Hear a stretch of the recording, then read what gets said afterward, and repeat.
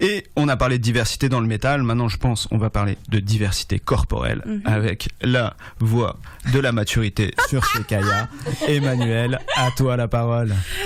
Oui, donc dans le fond, ces temps-ci, je me demande jusqu'à quel point on peut être incohérent au Québec. D'un bord, Legault décide de bâillonner l'Assemblée nationale pour forcer la population à abandonner leurs signes religieux. De l'autre, la police de Montréal court après une fille dans la rue pour qu'elle remette son chandail alors qu'il fait chaud dehors. Dans la première situation, on oblige des femmes à retirer leur voile parce que ça fait pas partie de nos si belles valeurs québécoises. Dans la seconde, on décide que c'est de mauvais goût d'avoir le même droit que les hommes lors des plus chaudes journées d'été. Ce qui lie ces deux événements-là, c'est l'idée de contrôle, de l'image impeccable que la femme doit toujours avoir, mais surtout sans jamais non plus exagérer, on s'entend.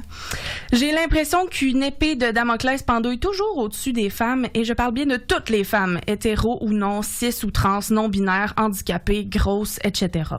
Si la silhouette n'est pas standard selon l'idée de la beauté occidentale, on est déjà en terrain glissant. Ajoutez à ça le choix de la pudeur ou d'en exposer davantage, puis là, on se retrouve décidément devant le mur le plus haut que vous avez jamais vu.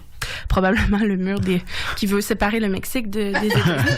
En tout cas, c'est comme si nos corps ne nous appartenaient jamais vraiment, que n'importe qui a le droit de les utiliser comme bon leur semble, jusqu'à ce que tout d'un coup, ça leur plaise plus. Une femme sous sa burqa, c'est non, ça fit pas dans nos traditions.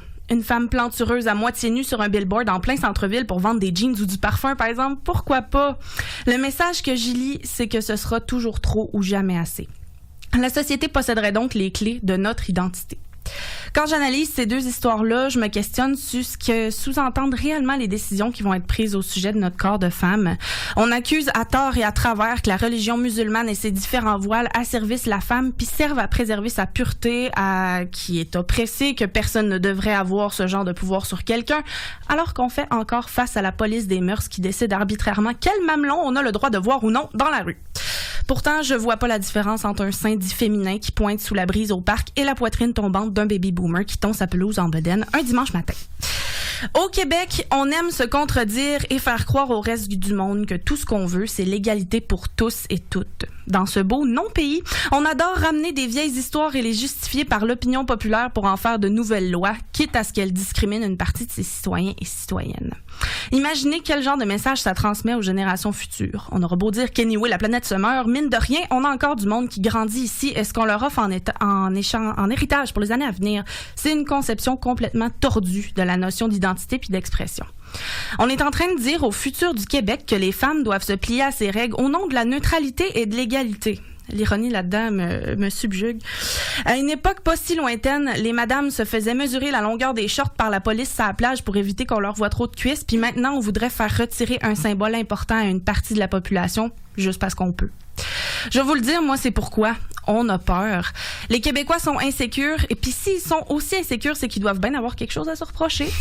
Quand t'as autant peur de te faire envahir, ce que t'es en train de dire, c'est que t'as pas la couenne assez solide pour t'adapter au changement, que t'es insensible à la douleur des autres, que tu comprends pas que les frontières deviennent de plus en plus perméables pour 1001 raisons.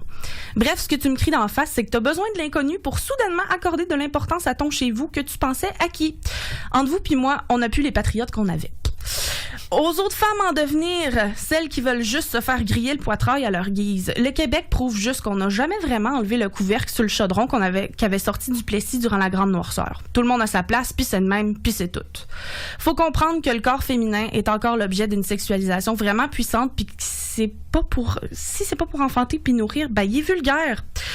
Fait qu'au bout du compte, le choix, vous l'avez pas pantoute. Cachez vos tétons pour pas faire honte à votre grand-mère, mais jamais trop, sinon vous courez la chance d'être le pire cauchemar du premier ministre. Merci. Waouh! Quand je parlais de maturité, on est tout à fait là. Et tu as offert de la réflexion à tout le monde. Je sais pas d'ailleurs si tu as vu ce mouvement sur Facebook de filles qui se prennent des photos de tétons d'hommes. Oui! Pour se les mettre à la plage, oui. Pour voir si ça marche et pousser la censure jusqu'au bout. Tout à fait. Donc, ouais. Bon, ben voilà. De quoi réfléchir pour tout le monde.